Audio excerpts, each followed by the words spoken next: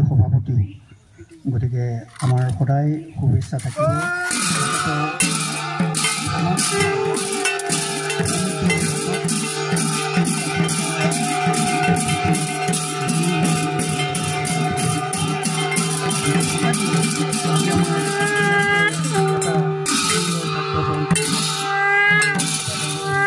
আজিৰ দিনটো বহু দিনৰ বহু যুগৰ বুলি আমি ক'ম, আকাংক্ষিত দিন। আৰু হয়তো এই পবিত্ৰ দিনটো জাগি গোহাঁইচুকী সাংস্কৃতিক চৰাৰ ইতিহাসৰ এক উজ্জ্বল স্বাক্ষৰ বহন কৰিব আজিৰ দিন। ইতিমধ্যে আমাৰ অফিচ কাৰ্যালয়, আমাৰ যি সামৰ্থ্য, এই সামৰ্থ্যৰে আমাৰ অফিচ কাৰ্যালয় হৈছে বা ৰংগমঞ্চও কিছু বাকী থাকিলেও চলিব পৰাকৈ ৰংগমঞ্চখনো হ'ল।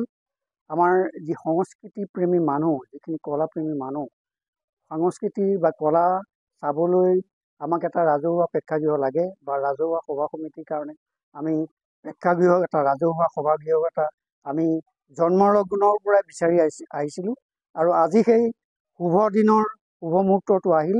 আমাৰ বিশিষ্ট সমাজকৰ্মী, আমাৰ তিৱা অট'নমাছ কাউন্সিলৰ কাৰ্যবাহী সদস্য, আমাৰ অতিকৈ প্ৰিয় এই জনপ্ৰতিনিধি খগেন বৰদলৈ, বন্ধুবৰ মোহন ডেকা, আমাৰ অনুষ্ঠানৰ সভাপতি, আমাৰ জ্যেষ্ঠ প্ৰতিম, আমাৰ লগত থকা ভূপেন বৰাদেৱো আমাৰ মাজত আছে।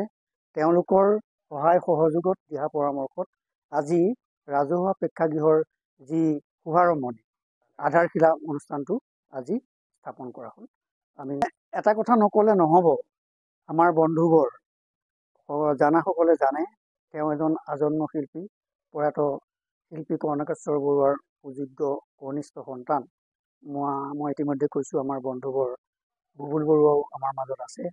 তেখেতৰ আগ্ৰহত আজি অনুষ্ঠানৰ যি শুভদাৰ আধাৰশিলা আমি আজি স্থাপন কৰিলোঁ।